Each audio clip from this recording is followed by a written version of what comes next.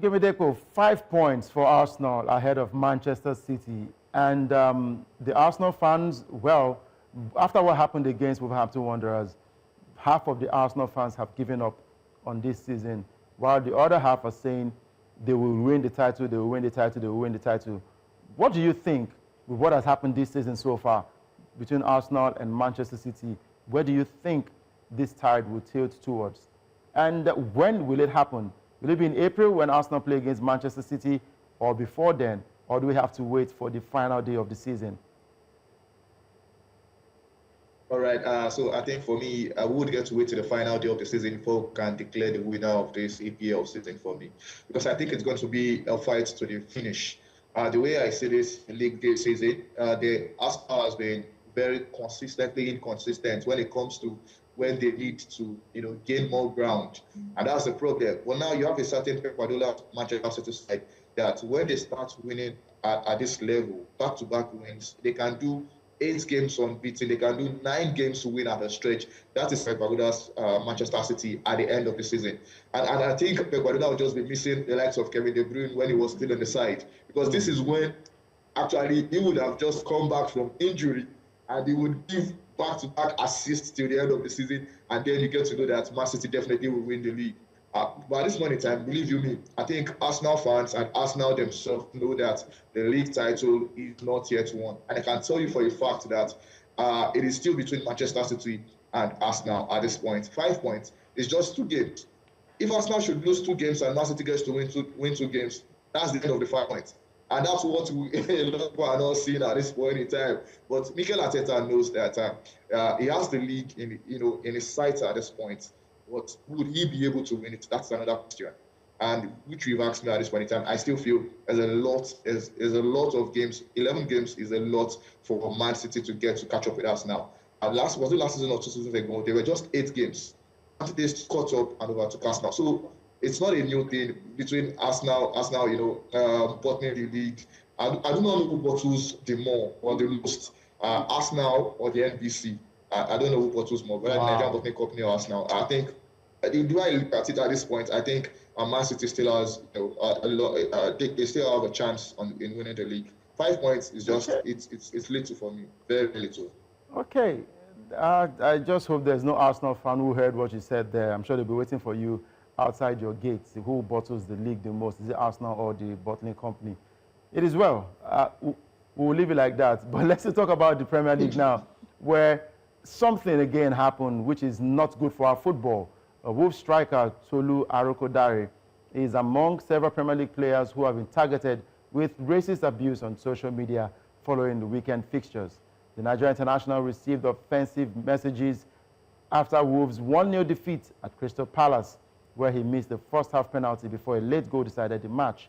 Wolves condemned the abuse and pledged support for Arokodare, confirming collaboration with authorities and social media platforms to identify those responsible. Sunderland's Romain Mondo, Burnley's Hannibal Mejbri, and Chelsea defender Wesley Fofana also reported similar incidents. Anti-discrimination body Kick It Out described the weekend as deeply troubling, while the Premier League warned offenders could face bans and legal action. The cases highlight ongoing concerns over racism in English football, despite continued campaigns to combat racism. Now, last week something happened in the Champions League. It had to do with Real Madrid versus Benfica, where Vinicius Jr. also said he was racially abused. Now, former French international Blaise Matuidi has been a prominent voice against racism in football, particularly following incidents during his time in Italy's Serie A with Juve. He has consistently called for stronger, more active measures to combat racism in stadiums, famously stating that weak people try to intimidate with hate. France's 2018 World Cup winner Blaise Matuidi spoke to FIFA 4 months ahead of the 2026 World Cup. He also said that things are taken more seriously now, and above all, sanctions are applied immediately. Let's hear from Matuidi. Prend les choses encore plus à cœur et surtout il y a des sanctions qui sont faites directement. Je pense que ça c'est un élément important pour le football et surtout pour la nouvelle génération.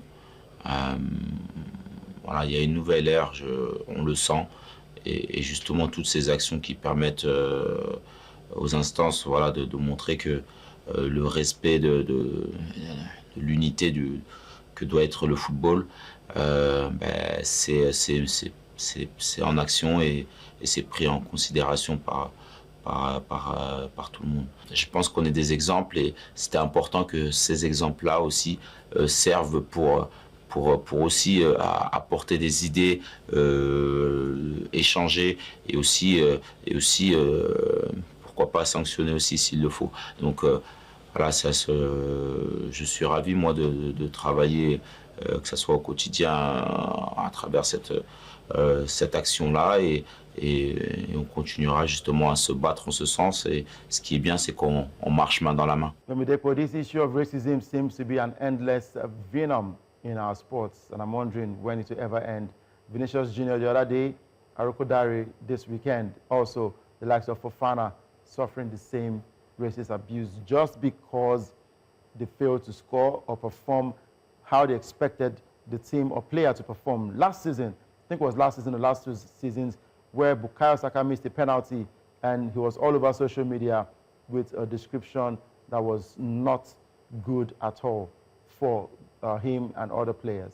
Well, I think it's just sad to see that in 2026 we are still fighting racism.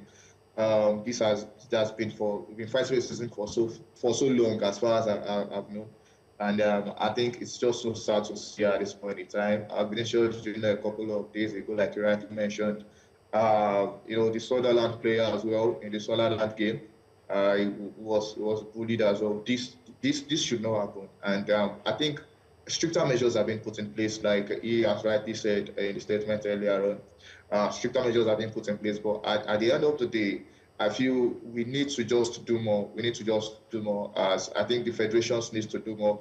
Even the players themselves need to understand that it goes beyond what is happening, because if the players can fight racism themselves, then it would also help the fans to understand that these people were even, acting funny towards. These are our colleagues that are also playing with these people, and they do not react that way to them. And I think fan sensitization as well is very key as well, very, very key.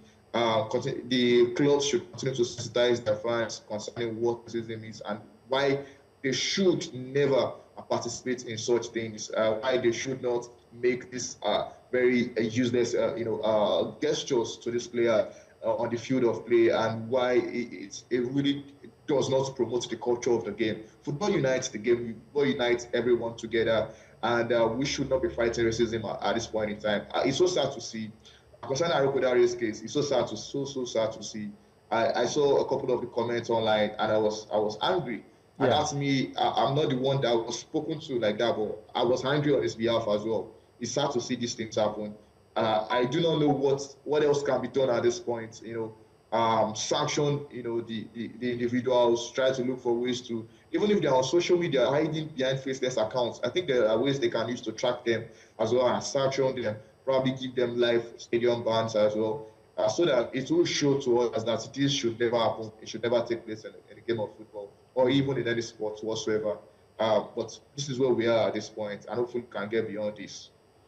All right, we hope for stricter measures to be taken, and these offenders will be called out and proper justice will be served.